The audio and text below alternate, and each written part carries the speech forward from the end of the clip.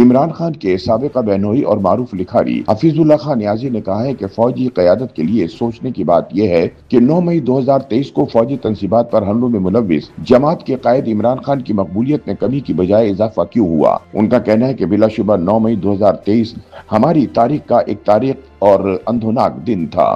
یہ واقعہ محض ایک سیاسی تنازع کا نتیجہ نہیں تھا بلکہ ریاستی کمزوری، غیر سنجیدہ حکمت عملی اور سیاسی انتقام کا عکاس تھا۔ مختصر یہ کہ ہینڈلرز کی ناکامی ہی سب سے بڑا سانحہ ہے۔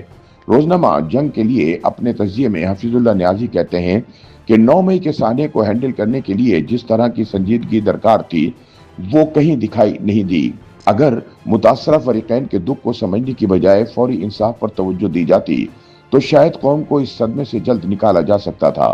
نیازی سوال اٹھاتے ہیں کہ دسمبر 2021 تک عمران خان غیر مقبولیت کی اتھاہ گہرائیوں میں گھرے ہوئے تھے، مگر سوال یہ ہے کہ 10 اپریل 2022 کے بعد ان کی مقبولیت 7ویں آسمان پر کیسے جا پہنچی۔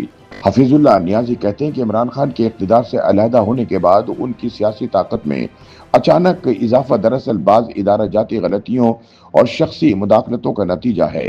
جنرل باجوہ اور جنرل فیض کے کردار کو زیر بحث لاتے ہوئے نیازی کہتے ہیں کہ باجوہ کے آخری 7 ماہ نے پاکستان کی چولیں ہلا کر رکھ دیں۔ ایک جانب عمران خان کے غیر مقبول بیانیے میں جان پڑ گئی، دوسری طرف فوج کو خان کے تابڑتوڑ الزامات کا نشانہ بننے دیا گیا۔ ان کے نزدیک 9 مئی 2023 کا سانحہ انہی غلط پالیسیوں کا منطقی نتیجہ تھا جس نے لوگوں کے ذہنوں میں نفرت کا ایک طوفان برپا کر دیا۔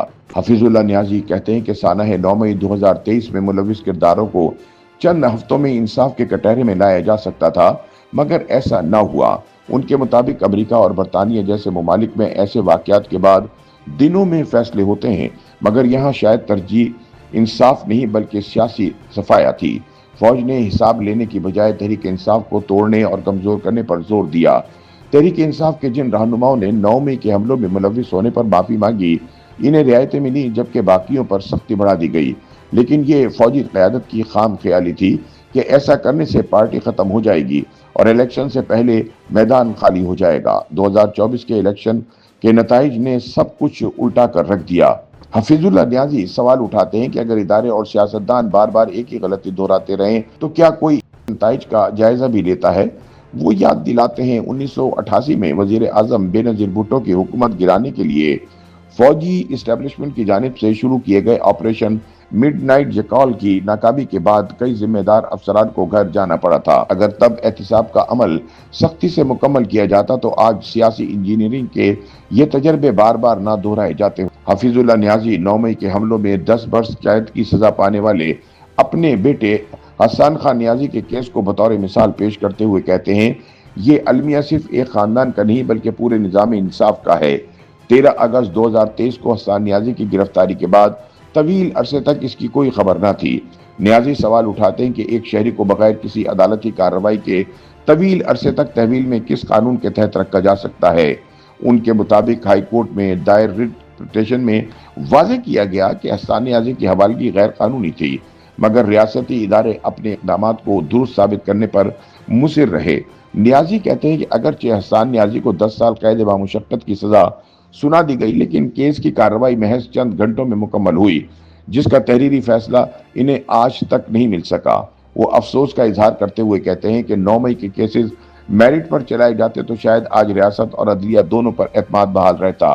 آخر میں حفیظ اللہ نیازی کہتے ہیں کہ پاکستان کی 75 سالہ تاریخ گواہی دیتی ہے کہ کوئی بھی نظام یا اقتدار مستقل نہیں ہے۔